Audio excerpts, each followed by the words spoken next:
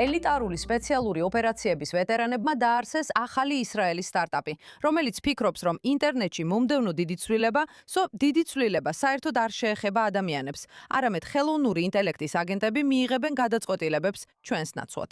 Lime-იმ ეხლახან მოიპოვა $10 მილიონი იმისთვის, რომ შექმნას ინსტრუმენტები იმისთვის, რასაც ის აგენტურ ვებს უწოდებს. და თვალყური ადევნოს, როგორ ათვალიერებენ, ინტერპრეტირებენ და საბოლოოდ წყვეტენ ხელოვნური ინტელექტის სისტემები, რომელი პროდუქტები და სერვისები ურჩიონ. დამატებითი ინფორმაციისთვის ახლა ჩემთან ერთად არის ავივ შომნი, Lime-ის თანადამფუძნებელი და აღმასრულებელი დირექტორი. ავივ, დიდი მადლობა, რომ დღეს ჩემთან ერთად ხართ. გთხოვთ აგვიხსნათ, რა არის აგენტური ვები? დიახ, დიდი მადლობა მოწვევისთვის, ამას ვაფასებ. დიახ, წარმოიდგინეთ, რომ ვებ სივრცე, რომელსაც დღეს ყველა ვიყენებთ, არის ვებ სივრცე, რომელსაც ჩვენ ადამიანები ვაკონტროლებთ. ჩვენ ვიღებთ გადაწყვეტილებებს, რომელი ვებ გვერდები მოვინახულოთ, რომელ პროდუქტებზე დავაკლიკოთ. მაგრამ როდესაც იყენებთ ChatGPT-ს, Perplexity-ს, Gemini-ს, Claude-ს ან რომელიმე ამ ხელოვნური ინტელექტის საძიებო ხელსაწყოს, ფაქტობრივად აქტიურობთ აგენტებს, რომლებიც თქვენ მაგივრად ათვალიერებენ და იღებენ გადაწყვეტილებებს. ეს სრულიად ახალი გზაა ინტერნეტთან ურთიერთობისთვის, მაგრამ ასევე ინფორმაციის აღქმისთვისაც. აგენტური ვები კი უბრალოდ პლატფორმაა, რომელიც ამის საშუალებას იძლევა. ასე რომ ეს საკმაოდ ახალი გზაა ჩვენთვის ინფორმაციის მიღებისთვისაც კი. მაშ, ზუსტად როგორ მუშაობს Lime-ი? ძირითადად, რასაც ჩვენ ვაკეთებთ, არის ის, რომ ვეხმარებით ბრენდებსა და პროდუქტებს გამოჩნდნენ ხელოვნური ინტელექტის საძიებო სისტემებში, როგორიცაა ChatGPT, Perplexity, Gemini და Claude, რომლებიც ვახსენე. ჩვენ უზრუნველყოფთ, რომ ჩვენი მომხმარებლების ციფრული აქტივები, როგორიცაა მათი ვებ-გვერდი, Reddit-ი და ყველა ადგილი, სადაც ისინი კონტენტს წერენ, იყოს ყველაზე მიმზიდველი წყაროები.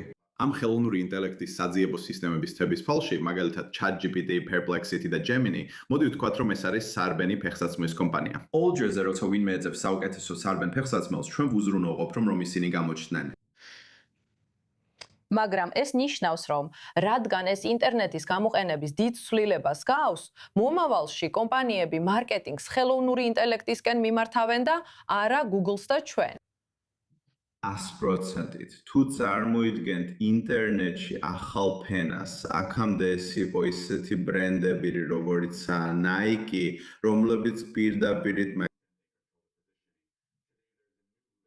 ეს ფენა ხელოვნური ინტელექტის აგენტებს ეწოდება. ისინი იღებენ გადაწყვეტილებას აჩვენონ თუ არა წითელი სარბენი ფეხსაცმელი, ლურჯი სარბენი ფეხსაცმელი, აჩვენონ Nike, Saucony, Asics-ი თუ სხვა ნებისმიერი პროდუქტი. ეს სრულიად ახალი ცვლილებაა იმაში, თუ როგორ იქცევიან მომხმარებლები და როგორ უნდა მიიღონ ბრენდებმა გადაწყვეტილებები და ვის მიმართავენ მარკეტინგს. რაც ფაქტობრივად ხელოვნური ინტელექტის აგენტებია, რომლებიც ამ გადაწყვეტილებებს იღებენ. და თქვენ ახლახან მოიზიდეთ $10 მილიონი ინვესტიცია. რა არის ყველაზე დიდი გამოწვევა, რომლის გადაჭრასაც ამ ინვესტიციით ცდილობთ?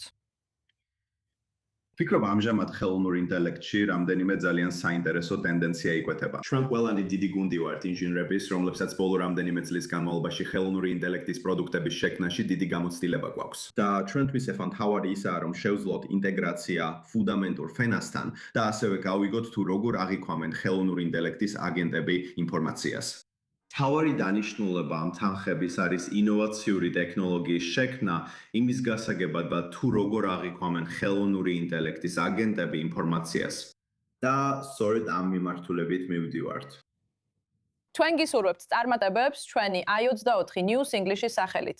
ავივ შომნი, Lime-ის თანადამფუძნებელი და აღმასრულებელი დირექტორი, მადლობა, რომ დღეს ჩვენთან ერთად იყავით.